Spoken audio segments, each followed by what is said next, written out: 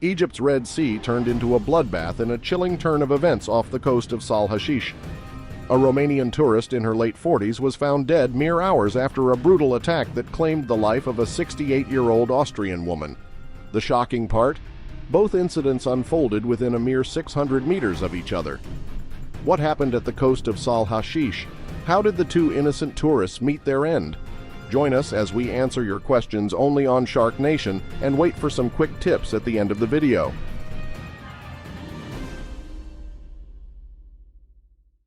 While the Red Sea coast is not commonly associated with shark attacks, it has witnessed a surprising number of incidents over the last 15 years. Nestled within Egypt's captivating landscape, the Red Sea resorts stand as alluring havens, drawing European tourists with their sun-kissed beaches and crystalline waters.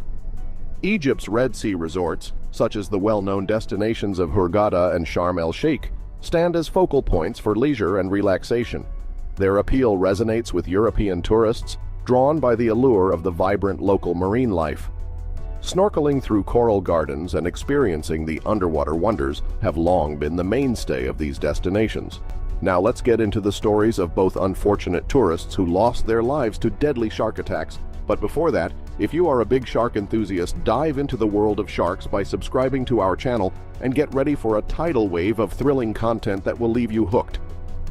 In the sun-drenched expanse of the Sahel Hashish area, located south of Hurghada, Egypt, a 68-year-old Austrian woman named Greta embarked on what was meant to be a tranquil morning swim in the inviting waters of the Red Sea. The rhythmic sound of waves greeted her as she waded into the sea, her spirit undeterred by her age. Unbeknownst to Greta, beneath the shimmering surface, a shadow lurked. An apex predator of the deep had detected the subtle vibrations of her movements. It was a creature driven by instincts honed over millions of years, a shark. As Greta swam further from the shore, the shark's powerful senses locked onto her, drawn by the promise of prey.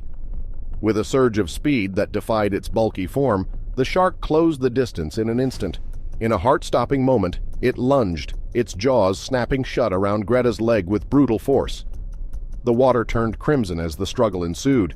Greta's survival instincts kicked in, and she fought back with a ferocity born of desperation. Adrenaline masked the searing pain as she punched, kicked, and thrashed against the relentless predator. But the shark was relentless too, its immense power evident as it tried to drag her beneath the surface. With her heart pounding in her chest, Greta's determination reached a fever pitch.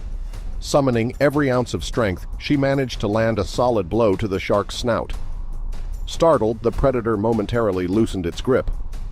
It was all the respite Greta needed. Ignoring the pain that radiated from her injured leg, she swam with renewed urgency toward the safety of the shore. Blood trailed in her wake, a grim testament to the struggle that had unfolded just moments before. Beachgoers and lifeguards rushed to her aid, their voices a cacophony of concern and shock. The adrenaline-fueled escape had taken a toll on Greta's body, and the severity of her injuries was starkly apparent. Paramedics arrived swiftly, their expertise focused on stabilizing Greta's condition. But despite their valiant efforts, it became evident that the shark's attack had inflicted mortal wounds. Greta's life ebbed away as the gravity of the situation settled in, but this was not the end of the unfortunate day. Just 600 meters away from where Greta was declared dead, another Romanian tourist became prey to a shark attack. It was not found whether it was the same shark that inflicted deadly wounds on this woman. Shark attacks on humans are extremely rare. Sharks are not naturally inclined to view humans as prey, and most shark species are not a threat to humans. Many shark bites occur due to mistaken identity. Sharks often rely on their highly developed senses to identify prey, and in some cases, a human's silhouette or movements might resemble that of a natural prey animal. In some cases, shark bites may occur when a human provokes or disturbs a shark, such as by accidentally stepping on a shark's tail or interfering with the shark in its natural habitat. Just 600 meters from the location where Greta's life had been tragically altered, Anna swam with grace and vigor. Her strokes carried her farther from the shore, the same shoreline where Greta's struggle had unfolded, a scene unbeknownst to Anna. But the ocean held secrets of danger lurking beneath the waves. The shark, a silent hunter of the deep, sensed Anna's presence. Its sleek form cut through the water, closing the gap between them with alarming speed. The moment of impact was swift and brutal, a sudden eruption of power that shattered the serenity. Anna's world transformed into a vortex of chaos as the shark's jaws clamped down on her leg with crushing force. The water around Anna turned a deep, ominous shade as the battle for survival raged. Instinct took over, and Anna fought back, fueled by an adrenaline surge that dulled the pain.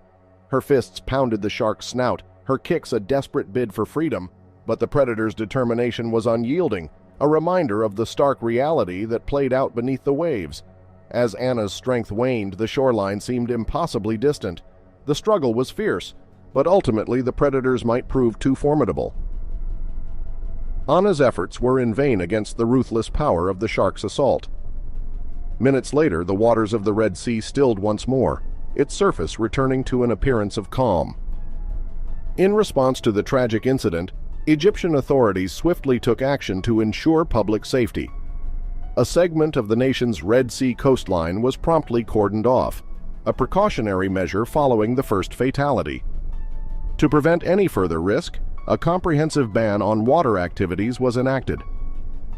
This encompassed a spectrum of popular pursuits, from diving and snorkeling to windsurfing and kite sailing.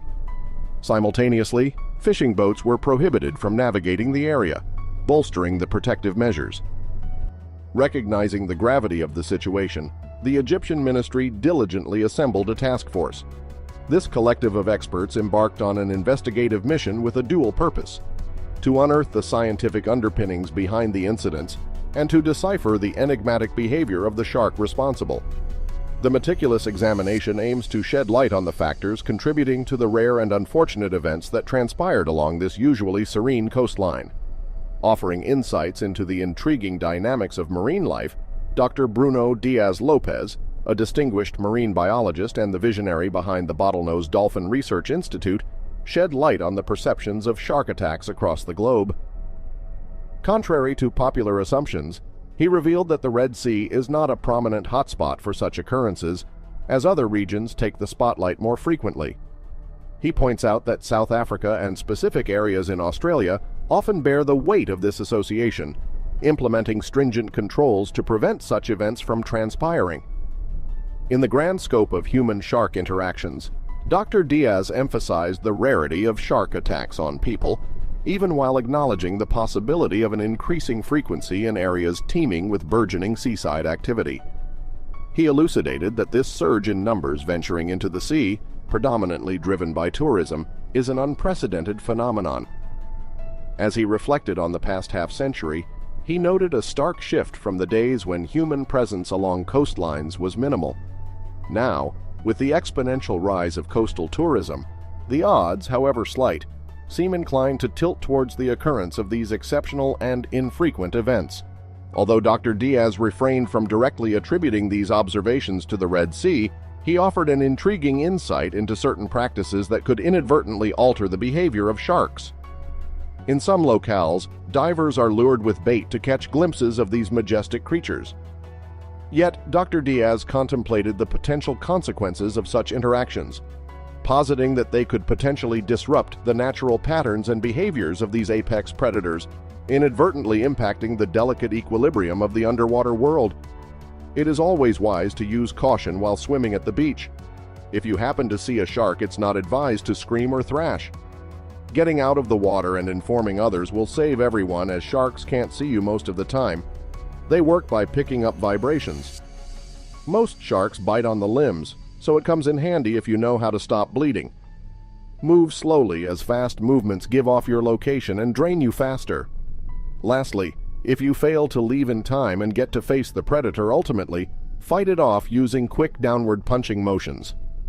Don't let the fear of shark attacks stop you from enjoying. Remember, knowledge is power. Educate yourself and be prepared. Thanks for watching, and we'll see you in the next video.